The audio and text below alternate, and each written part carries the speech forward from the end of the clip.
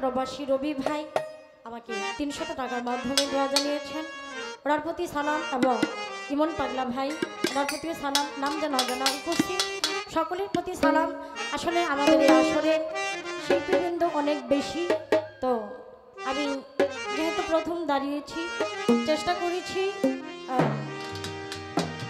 নূর আলম সরকারের একটি খাজা বাবার শান রাখার জন্য নূর আলম সরকারের লেখার একটি বিচ্ছেদ গান আমি রাখার চেষ্টা করছি।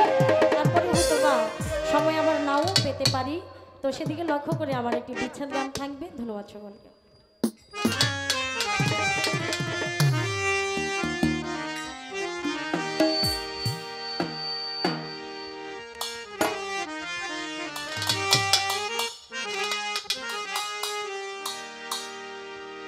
আমি বুঝি তোমার